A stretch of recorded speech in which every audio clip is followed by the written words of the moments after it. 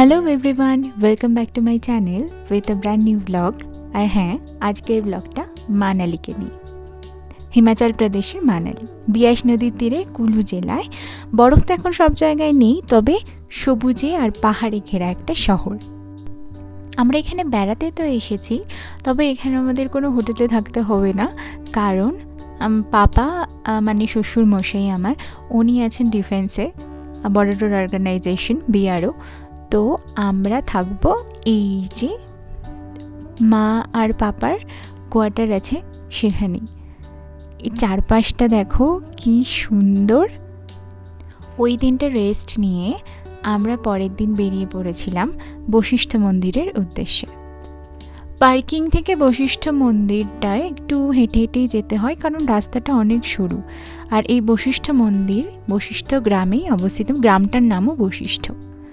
আর তোমরা তো জানোই যে বৈদিক যুগের যে সপ্ত ঋষি, সেই সপ্ত ঋষিদের মধ্যে একজন হলেন বশিষ্ঠ মুনি।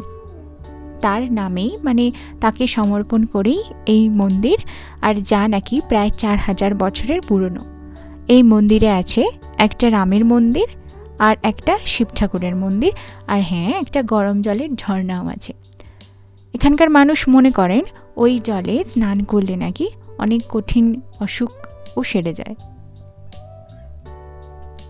এই মন্দির থেকে বাইরে বেরিয়ে এসে আমি দেখেছি যে কিছু মহিলা এরকম মিষ্টি মিষ্টি খরগোশগুলোকে নিয়ে দাঁড়িয়ে আছে, আর এদের কাছ থেকে তোমরা 20 টাকার বিনিময়ে ওদেরকে কোলে নিয়ে পিকচার ক্লিক করতে পারো। তো আমারও ইচ্ছা করেছিল, আমিও করেছিলাম।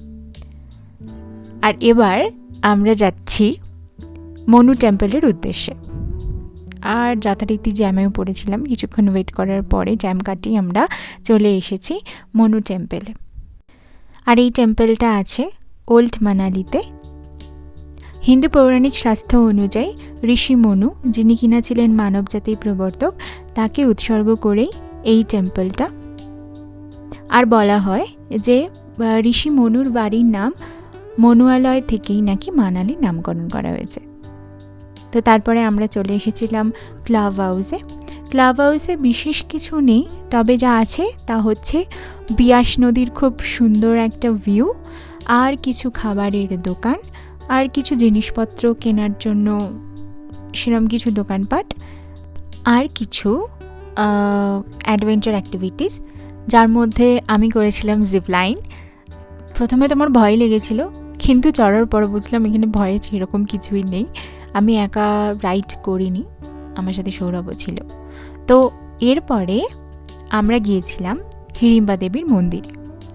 এখানকার স্থানীয় লোকেরা একে ধুমগিরি মন্দিরও বলে থাকেন, কারণ এই জঙ্গলের নাম নাকি ধুমগিরি বনবিহার।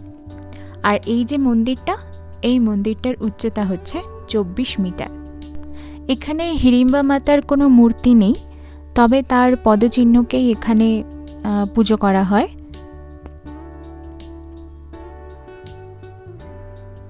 আর এখানে আছে হিড়িম্বা মাতার পুত্র ঘটোৎকচের একটা ছোট্ট মতো মন্দির। আর এখান থেকে বেরিয়ে আমি এই পাহাড়ি মেয়েদের মতো পোশাক পরে একটু ভিডিও, কিছু পিকচার্স তুলে তারপরে বাড়ি চলে যাই। আর এর পরের দিন আমরা সকাল সকাল বেরিয়ে পড়ি শিশু, কোকসার আর ডোতাং পাসের উদ্দেশ্যে।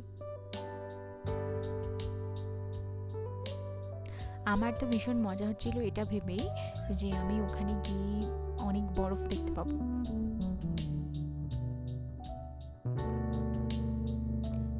আর আমি এখন প্রবেশ করেছি অটল টানেলের মধ্যে, যেটা কিনা 9.2 কিলোমিটার লম্বা, আর এটা প্রায় 10,000 ফুট উচ্চতায় তৈরি, যেটা কিনা পৃথিবীর দীর্ঘতম টানেল।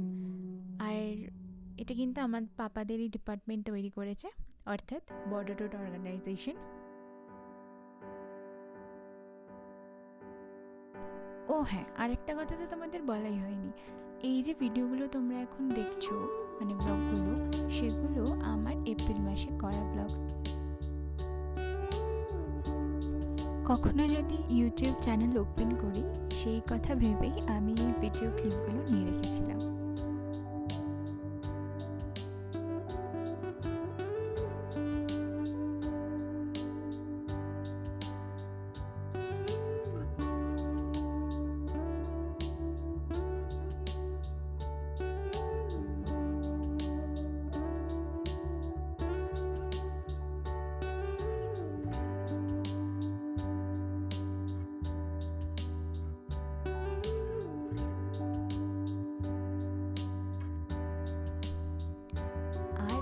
তারপরে এই বরফে ঢাকা পাহাড়গুলো দেখে আমার যে কি আনন্দ হচ্ছিল আমি তো ভাষায় প্রকাশ করতে পারবো না।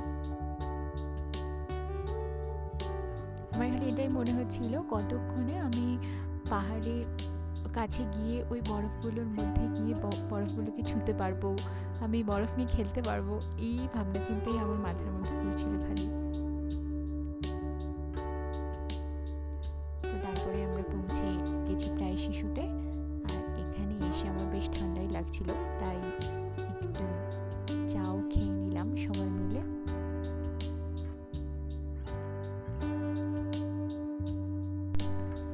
আর তারপরে সেই পাহাড়ওয়ালি ম্যাগি, এটা না খেলে হয় বলো?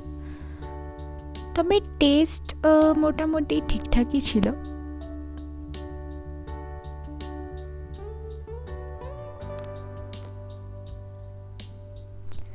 আর এরপর আমি তোমাদের দেখাচ্ছিলাম, দেখো কি সুন্দর একটা ভিউ।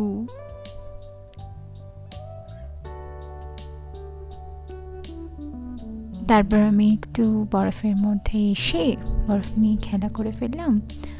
আর এই যে লেকটা দেখছো, যেটা নাম আমি ভুলে গেছি, তবে খুব ঠান্ডা, এটা পুরো জমে যায়।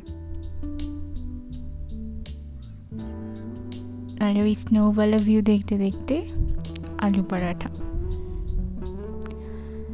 এইটা খেয়ে আমার ভালো লেগেছিল।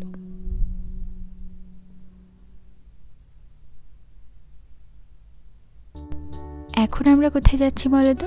এখন আমরা যাচ্ছি কোকসার আর রোহতাং পাসের দিকে।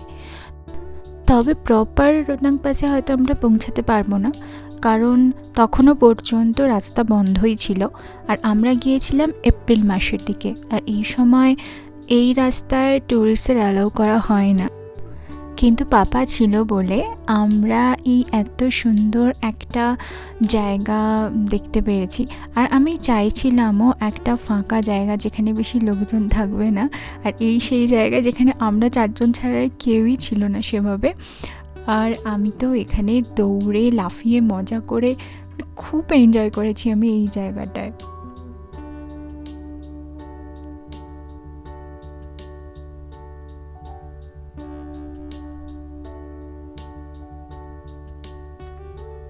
আর তারপরে বিকেলের দিকে আমরা চলে এসেছিলাম মল রোডে। খিদে পেয়ে গিয়েছিল, তো কিছু তো খেতে হবে, তাই আমরা চলে গিয়েছিলাম মল রোডের মধ্যে একটা রেস্টুরেন্টে।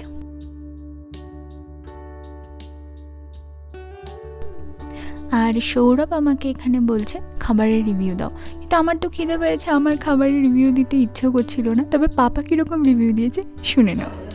খাও খাও।